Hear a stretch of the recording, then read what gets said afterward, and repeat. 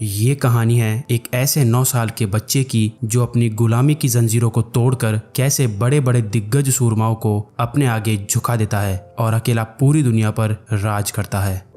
कहानी की शुरुआत साल 1172 से होती है, जहां हम अभी के नॉर्थ वेस्टर्न चाइना के इलाके को देखते हैं, जिसे उस समय टेंगोट किंगडम कहा जाता था। यहाँ बहुत सारे मंगोलियन ट्राइब्स के ग्रुप्स रहते थे, जिनके लीडर्स को खान कहते थे। इन ट्राइब्स के खानों की आपस में बिल्कुल भी नहीं बनती थी, क्योंकि सभी को पावर की भूख थी, जिसके कारण इनके बीच अक्सर लड़ाइयाँ होती, जिसमें दोनों तरफ के कई लोग मारे जाते थे। मंगोलों की दुनिया में कोई नियम कानून नहीं होते थे, इसलिए इन्हें एक सुप्रीम खान की सख्त जरूरत थी, ताकि ये सभी लोग एकजुट होकर रह सके। अगले सीन में हमें एक आदमी को दिखाया जाता है जिसका नाम यसुई था। यसुई चाइना के वेस्ट साइड का एक छोटा मोटा खान था। यसुई अपने आदमियों और अपने बेटे तैमुजिन के साथ एक सफर पर निकला था, ताकि वो अपने बेटे के लिए पत्नी ढूंढ सके। रात होते ही वो आराम करने के लिए अपने दोस्त की ट्राइब पर रुक जाते हैं। तभी सुबह जब तैमुजिन अपने घोड़े पर रस्सी बांध रहा होता है, तो उसके पास एक लड़की आती है जिसका नाम बोटे था। वो उससे उसका नाम पूछती है और यहाँ आने का कारण पूछती है, जिस पर तैमुजिन उसे अपना नाम बताता है और कहता है कि वो अपने पिता के साथ उसके लिए अच्छी वाइफ ढूंढने आया है। तभी बोटे उसे कहती है कि तुम्हें मुझसे ही शादी करनी चाहिए, और ये कहकर वहाँ से भाग जाती है।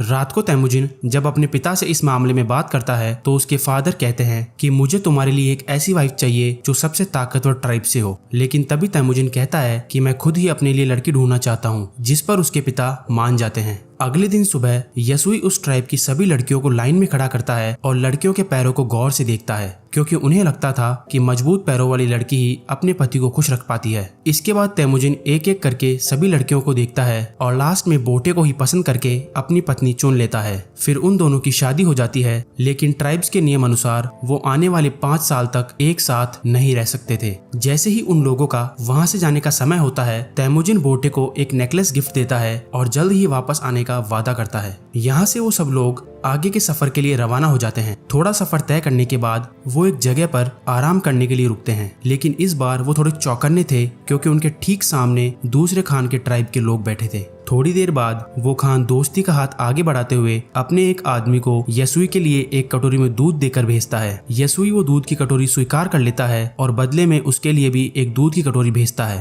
तभी यसुई के आदमी यसुई को वो दूध खुद पीने से पहले अपने किसी नौकर को पिलाने के लिए कहते हैं, लेकिन यसुई ऐसा नहीं करता और दूध पी जाता है, ताकि उस सामने वाले खान का विश्वास बना रहे। दूसरी तरफ का खान भी यसुई का भिजवाया हुआ दूध पी जाता है। कुछ समय बाद जब वो आगे का सफर जारी रखते हैं, तो अचानक रास्ते में यसुई के सीने में बहुत तेज दर्द होने लगता है, जिसके कारण वो अपने घोड़े से नीचे गिरकर मर जाता है। ये साफ था कि उस खान ने यसुई की ईमानदारी का फायदा उठाया और भिजवाए हुए दूध में जहर मिला दिया। तभी तैमुजिन अपने पिता के पास जाता है, लेकिन उसके साथ वाले लोग वहाँ से जाने की तैयारी कर लेते हैं, क्योंकि ट्राइब्स की परंपरा के मुताबिक उन्हें किसी ताकतवर और मजबूत लीडर को ही फॉलो करना चाहिए। जिसके बाद तैमुजिन अपनी माँ के साथ अपने पिता का अंतिम संस्कार करता है। अगले सीन में हमें दिखाया जाता है कि यसुई का सबसे खास सैनिक टारगुटाई यसुई की बहुत सारी भेड़ बकरियों और उसके घर पर कब्जा कर लेता है, जिससे गुस्से में आकर तैमुजिन की माँ उसे बद्दुआ देते हुए कहती है कि तुम्हारी मौत मेरे बेटे के हाथों ही लिखी है, याद रखना। टारगुटाई ये सुनकर चिंता में पड़ जाता है, इसलिए वो उसी समय तैमुजिन को मारने का फैसला करता है। लेकिन मंगोलों के रीति रिवाज के अनुसार किसी को मारने से पहले वो उसकी हाइट को अपने रथ के पहिए से नापते थे और कभी भी बच्चों को नहीं मारते थे। जब टारगुटाई तैमुजिन की हाइट नापता है, तो उसकी हाइट कम होने की वजह से वो बच जाता है। तभी टारगुटाई तैमुजिन की माँ को कहता है कि वो अगले साल जब तैमुजिन की हाइट और उम्र दोनों बढ़ चुकी होगी, तो वो उसे मारने जरूर आएगा। जब सर्दी आ जाती है, तो तैमुजिन के पास छिपने के लिए कोई जगह नहीं होती। तभी उसे अपने पिता की कही हुई बात याद आती है कि बुरे वक्त में गॉड टेनरी उनकी मदद जरूर करेंगे। इसलिए वो उस सीक्रेट माउंटेन की तरफ दौड़ता हुआ जाता है। तभी अचानक रास्ते में उसका पैर बर्फ से ढकी झील पर पड़ जाता है, जिसमें वो डूब के लगभग मरने ही वाला था। लेकिन तभी वहाँ उसी की उम्र का एक लड़का आ जाता है, जिसका नाम जमुखा था। वो उसे बाहर निकालकर उसकी जान बचा लेता है। फिर जमुखा और उसका बड़ा भाई तैमुजिन को अपने घर ले जाते हैं, जहाँ जमुखा और उसका बड़ा भाई अपने अपने हाथ पर कट लगाकर खून दूध में मिलाकर तैमुजिन को पीने के लिए कहते हैं। अगली सुबह टारगुटाई तैमुजिन को ढूंढते हुए यहाँ भी पहुंच जाता है। टारगुटाई के लोग उसे अपने साथ उठा के ले जाते हैं, परंतु जब वो उसकी हाइट अपने रथ के पहिए से नापते हैं, तो उसकी हाइट उतनी ही थी जितनी की पहले। इसलिए वो लोग उसे तब तक के लिए कैदी बना लेते हैं। उनकी ट्राइब का एक बूढ़ा आदमी रोज तैमुजिन को खाना खिलाता था और उसके घावों पर दवा भी लगाता था। तभी वहाँ बारिश होने लगती है और सभी लोग अपने अपने घरों में भाग जाते हैं। इसी चीज का फायदा उठाते हुए वो बूढ़ा आदमी तैमुजिन को टारगुटाई के बंधन से मुक्त कर देता है। अपने गले में उस लकड़ी के फंदे को लटकाते हुए तैमुजिन वहाँ से भाग जाता है। वो कैसे भी करके उस पहाड़ तक पहुँचने की कोशिश करता है जहाँ गॉड टेनरी रहते हैं। गॉड टेनरी के पास पहुंचते ही वो अपनी इच्छा मांग रहा होता है, पर अचानक उसे एक सफेद भेड़िया दिखता है, जिसे देखते ही तैमुजिन के गले में फंसा फंदा अपने आप खुलकर नीचे गिर जाता है। अगले सीन में हमें साल 1186 में ले जाया जाता है। तैमुजिन अब बड़ा हो गया है और एक नौजवान लड़का बन चुका है, पर अंतर कुछ भी नहीं है, वो अब भी टारगुटाई के लोगों से बचकर भाग रहा है। तभी एक दिन वो उसे ढूंढ ही लेते हैं और वापस उसे उसी लकड़ी के फंदे से बांध देते हैं जिससे उसे बचपन में बांधा गया था। टारगुटाई उसे तड़पा तड़पा कर मारना चाहता था, पर तैमुजिन ऐसा कुछ भी करने से मना कर देता है और खुशी खुशी मरने के लिए तैयार हो जाता है। फिर हम देखते हैं कि वो बूढ़ा आदमी अभी तक जिंदा है और वो उसे पानी पिलाता है। उसी दिन रात को जब सब लोग अपने अपने कामों में व्यस्त थे, तभी टारगुटाई तैमुजिन से बात करने आता है। इससे बढ़िया मौका दोबारा नहीं मिलेगा, ये सोचकर तैमुजिन उसी लकड़ी के फंदे से उसे मारकर वहां से फरार हो जाता है। अब वो खान बनने के लिए बिल्कुल तैयार था। पहले वो अपनी बचपन की वाइफ बोटे से मिलने जाता है। बोटे अब बड़ी हो चुकी थी और खूबसूरत भी। तैमुजिन बोटे को वहां से लेकर अपनी माँ और बहन के पास जाता है। दोनों उन्हें देखकर बहुत खुश होती है। कई दिनों तक अब वो अपनी जिंदगी सुखी होकर जीते हैं।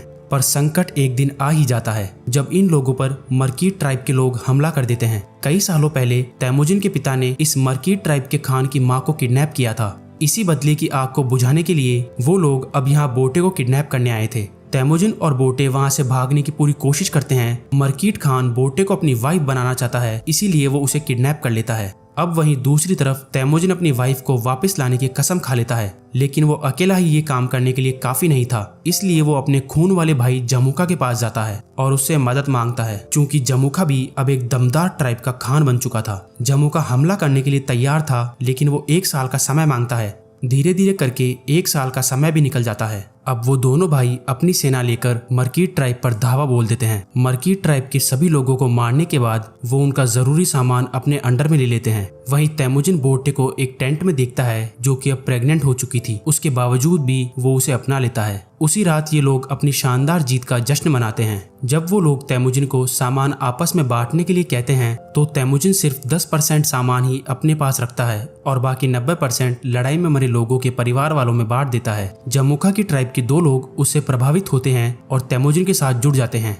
अब चूंकि मंगोल अपना खान खुद चुन सकते हैं, इसलिए जमुखा भी कुछ नहीं कर सकता था। लेकिन ये सब देखकर जमुखा के मन को ठेस पहुंचती है और वो तैमुजिन को अपना दुश्मन मानने लग जाता है। अगले सीन में जमुखा के आदमियों को तैमुजिन के आदमी घोड़े चुरा कर ले जाते हुए देख लेते हैं। तैमुजिन के आदमी गुस्से में आकर उन्हें मारना शुरू कर देते हैं, लेकिन पास जाकर देखने पर उन्हें पता चलता है कि मरे हुए लोगों में से एक जमुखा का भाई है। जैसे ही ये खबर जमुखा तक पहुंचती है, वो तैमुजिन का कार्यक्रम समाप्त करने का प्रण लेता है। वो आसपास के और ट्राइब्स के खानों से हाथ मिला लेता है और तैमुजिन के ट्राइब पर हमला कर देता है। तैमुजिन को पता था कि वो ये जंग इतने कम सैनिकों के साथ नहीं जीत पाएगा, इसलिए वो अपने ट्राइब के बच्चों और औरतों को वहां से भेज देता है और बाकी लोगों को लड़ने के लिए कहता है। तैमुजिन लड़ने के बावजूद भी ये जंग हार जाता है। वो तैमुजिन को गिड़गिड़ाते हुए देखना चाहता था, इसलिए वो उसे किसी और ट्राइब के लोगों को बेच देता है, जो कि बहुत दूर तक उसे रेगिस्तान में पैदल चलवाते हैं। बहुत दूर तक चलने के बाद वो लोग एक शहर में पहुंच जाते हैं जहां टेंगुट डायनेस्टी का राज था। वो तैमुजिन को जमीन पर बिठाते हैं ताकि दूसरे लोग उसे खरीद सके। एक दिन इस डायनेस्टी का राजा इसी बाजार में आया हुआ था और तैमुजिन को देखने के बाद वो उसे खरीदने के लिए राजी हो जाता है, लेकिन राजा के लोग उसे तैमुजिन को खरीदने से मना करते हैं, परंतु फिर भी वो तैमुजिन को खरीद लेता है। अगले सीन में वो तैमुजिन को एक काल कोठरी में कैद करते हैं जो कि शहर के बीचों बीच थी, ताकि जो लोग वहां से गुजरे वो उसे देखकर जोर जोर से हंस सके। इस काल कोठरी में रोज एक मॉन्क आता था जो तैमुजिन से माफी मांगता था। एक दिन तैमुजिन बुद्धिस्ट मॉन्क के सामने एक शर्त रखता है कि अगर तुम मेरी पत्नी को ढूंढोगे तो मैं भविष्य में इस गाँव को बिल्कुल भी नुकसान नहीं पहुँचाऊंगा। इसके बाद वो बुद्धिस्ट मॉन्क रेगिस्तान के रास्ते से होते हुए बोटे को ढूंढने निकल जाता है, लेकिन क्योंकि बुद्धिस्ट मॉन्क बूढ़ा था और गर्मी भी तेज थी, जिसके कारण वो मर जाता है। जब बोटे वहां से गुजर रही थी तो उसे बुद्धिस्ट मॉन्क के पास से वही नेकलेस मिलता है जो उसे तैमुजिन ने दिया था और वो समझ जाती है कि तैमुजिन अभी भी जिंदा है। ये देखते ही वो शहर की ओर निकल जाती है, जहाँ वो देखती है कि तैमुजिन एक पिंजरे में कैद है। जैसे ही रात होती है, बोटे वहां के एक सिपाही को रिश्वत देकर तैमुजिन को वहां से भगा ले जाती है। बोटे और तैमुजिन घर आ जाते हैं, जहां अब पूरा परिवार शांति से और खुशी से रहने लगता है। तभी एक दिन बोर्टे तेमुजिन से कहती है कि सभी मंगोल्स एक जैसे ही होते हैं, सभी चोरी करते हैं, एक दूसरे को मारते हैं। मंगोल्स के लिए ये आम बात थी, लेकिन तेमुजिन इस बात का बुरा मान जाता है और अपने परिवार को छोड़ के वहाँ से चला जाता है। वो कसम खाता है कि अब वो सभी ट्राइब्स को एकजुट करके नया मंगोल राज बनाएगा। अब चाहे इस काम के लिए उसे किसी की जान भी लेनी पड़ी तो वो पीछे नहीं हटेगा। यहाँ से सीन कट होता है और हम साल 1196 में पहुंचते हैं, जहां अब तेमुजिन ने सभी ट्राइब्स को एकजुट करके मंगोलों की एक बड़ी सेना बना ली है। अब उसके राजा बनने के रास्ते में सिर्फ एक ही रुकावट है और वो है उसका भाई जमुखा। जमुखा के पास भी बहुत बड़ी सेना थी और वो दोनों अपनी पूरी सेना के साथ लड़ाई करने के लिए मैदान में उतर चुके थे। तेमुजिन भाई होने के नाते जमुखा को समझाना चाहता था, लेकिन जमुखा बिना कुछ सोचे समझे अपने सारे सैनिकों को आक्रमण करने के लिए भेज देता है, जिसके कारण जमुखा के बहुत से सैनिक बेमौत मारे जाते हैं। युद्ध कई घंटों तक चलता है और इस बार तेमुजिन बड़ी ही आसानी से जंग जीत जाता है। तेमुजिन जमुखा समेत उसके कई आदमियों को बंदी बना लेता है और उन्हें मारने के बजाय अपनी सेना में भर्ती कर लेता है। रात में जब तेमुजिन जमुखा से बात करने बैठता है तो उसे बताता है कि ये अपना अपना राज बड़ा करने का लालच आज उन्हें जिंदगी के उस मोड़ पर ले आया है जहाँ वो दोनों एक दूसरे की जान के दुश्मन बन चुके हैं। तभी जमुखा कहता है कि अगर मैं तुम्हारी जगह होता तो तुम्हें उसी वक्त जान से मार देता। तेमुजिन को जमुखा पर तरस आता है और वो उसे माफ करके वहाँ से कहीं दूर जाने को कहता है। तभी हम बोर्टे को देखते हैं जो तेमुजिन से मिलने आती है, जिन्हें देखकर वो बहुत खुश होता है। यहाँ से सीन चेंज होता है और हम तेमुजिन को साल 1206 में देखते हैं, जो इस समय सभी मंगोल्स का खान बन जाता है। अब लोग उसे गेंगिस खान के नाम से जानने लगे थे और उसका दूसरा नाम चंगेज खान भी था। इसके बाद उसने पूरे के पूरे टेंगुट साम्राज्य का खात्मा कर दिया था।